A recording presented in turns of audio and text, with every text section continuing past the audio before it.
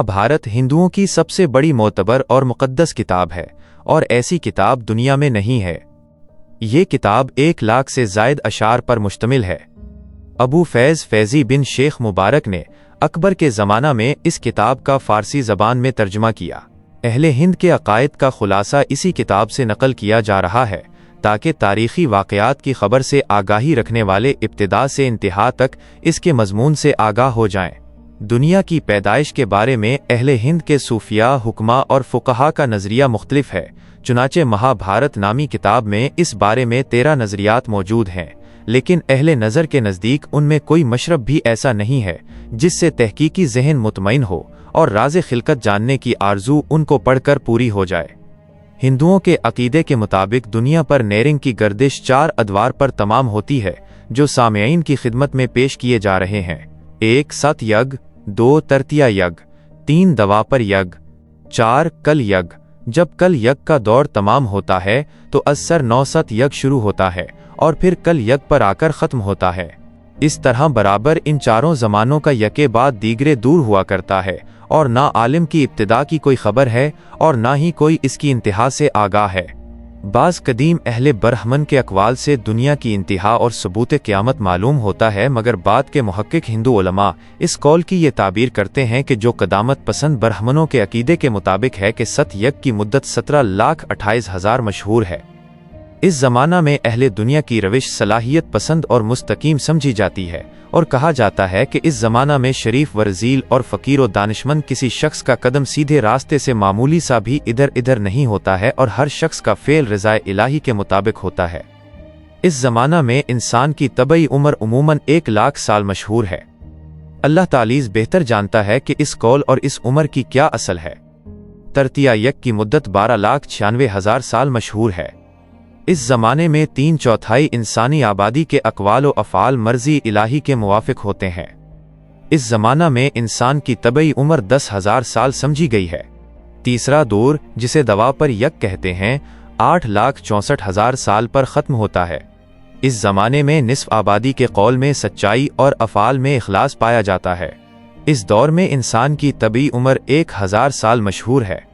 हज़रत आदम व नूह की उम्रें जो 1000 साल तक बताई जाती हैं, अहले हिंद उनको कबूल करते हैं और कहते हैं कि चूँकि ये हज़रात आखिर दवापर यज्ञ में पैदा हुए हैं इसलिए उन्होंने इतनी लंबी उम्र पाई। चौथा दौर कल यज्ञ है। इस दौर की मुद्दत 4,20,000 साल मशहूर है और इस ज़माने में इंसानी आबादी का तीसरा हिस्सा सिरात मुस्तकीम से हट जाता है और इस दौर की तबी उम्र 100 साल बताई गई है। हर 4 अदवार की मुद्दत और आगाज़ का मुकर्रर कायदा अहले हिंद के एतक़ाद के मुवाफ़िक ये है कि कल यज्ञ की मुद्दत की दोगुनी तादाद दवापर यज्ञ की मुद्दत है और दवापर यज्ञ की मुद्दत पर कल यज्ञ की मुद्दत का इजाफा करने से तृतीया यज्ञ की मुद्दत हासिल होती है और त्रिता यज्ञ पर जब कल यज्ञ की मुद्दत का इजाफा किया जाता है तो सत यज्ञ का ज़माना हासिल हो जाता है। यानी कल यज्ञ की मुद्दत की दोगुनी तादाद दवापर यज्ञ की और सहगनी तादाद तृतीया यज्ञ की और 4 गई तादाद सत यज्ञ की मुद्दत के बराबर है। ये ज़माना जो हिजरत नबवी सल्लल्लाहु अलैहि वसल्लम का 1015वां साल है, अहले हिंद के एतक़ाद के मुवाफ़िक कुल यज्ञ का दौर है। सुबहान अल्लाह।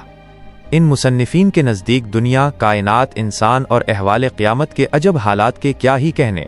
इस अक़ीदे पर हिंदुओं का इत्तिफ़ाक़ है कि कायनात के खालिक ने सबसे अव्वलीन तौर पर कायनात में 5 अनासिर पैदा किए। अव्वल मिट्टी, दोम आग, सोम पानी, चहारुम हुआ और पंजुम औकास। अनासिर खमसा की पैदाइश के बाद बरहुमा नाम की एक ज़हीन व फ़तीन हस्ती को बनाया और इसे इस कायनात की तख्लीक की वजह करार दिया। आम लोग आकाश को आसमान के मफ़हूम में लेते हैं, जबकि ख़ास हिंदू इस अक़ीदे को तस्लीम नहीं करते और उनकी राय में हिंदुस्तान के आलम और दानिश्वर किसी माफ़ौक़ुल फ़ितरत आसमानी हस्ती को नहीं मानते। फ़िज़ाए बसीत में जो कुछ दिखाई देता है वो मुंजम्मिद हुआ है, जिसको फ़र्ज़ी तौर पर आसमान का नाम दिया गया है। इस आसमान पर जो चमकते हुए सितारे नज़र आते हैं वो दर हकीकत अहद कदीम की बुज़ुर्ग हस्तियाँ हैं जिन्होंने अपने खालिक की बेरिया इबादत करके नूरानी वजूद इख्तियार कर लिया और नतीजतन उनकी ज़ात खालिक हकीकी की सिफ़ात व महासिन की हामिल हो गई हैं। ये नूरानी मुजस्मे अपने इख्तियार से नीलगों फ़िज़ाओं में परवाज़ करते हैं और उन बुज़ुर्ग हस्तियों या रोशन पैकरों में से जिनकी रसाई कमाल के आलेज़ दर्जात तक हो गई है वो निहायत बुलंदी पर फाइज हैं। وہ بڑے ستارے ہیں اور اپنی بزرگی کے باعث اس دنیا کی طرف رجوع کرنے کا انہیں خیال نہیں آتا، لیکن کم درجے کے حامل بزرگوں نے چھوٹے ستاروں کا لبادہ اوڑھ لیا ہے اور وہ فضا کی لامحدود بلندیوں پر متمکن نہیں ہیں، بلکہ وہ اس دنیا میں اپنی طرف سے کی گئی ریاضت و مجاہدے اور عبادات کے موافق بلندی پر براجمان ہیں۔ اس نو کے روشن پیکر دنیا کی طرف مراجعت کرتے ہیں۔ اس تفصیلی بیان سے یہ حقیقت سامنے آتی ہے کہ ہندو مذہب کے عقیدے کے مطابق پانچویں عنصر اوقات سے مراد آسمان نہیں بلکہ وہ کوئی اور چیز ہے۔ ایک معتبر کتاب میں درج ہے کہ ایک شخص نے حضرت علی سے پوچھا کہ اے امیر المؤمنین، حضرت آدم سے 3000 سال پہلے دنیا میں کون تھا؟ آپ نے جواب دیا کہ حضرت آدم۔ جب 3 مرتبہ اس شخص نے اپنے سوال کا ایک ہی جواب پایا تو تعجب کے ساتھ خاموش ہو گیا۔ آپ نے اسے متعجب اور خاموش دیکھ کر فرمایا کہ اگر تو 30,000 مرتبہ بھی مجھ سے پوچھتا تو میں یہی جواب دیتا کہ حضرت آدم سے پہلے بھی حضرت آدم ہی تھے۔ اس روایت سے بھی دنیا کی قدامت کا کچھ اندازہ ہوتا ہے اور ہندوؤں کے تقسیم ادوار کے عقیدے کا بیکار اور بے سر و پا افسانہ ہونا ثابت ہوتا ہے۔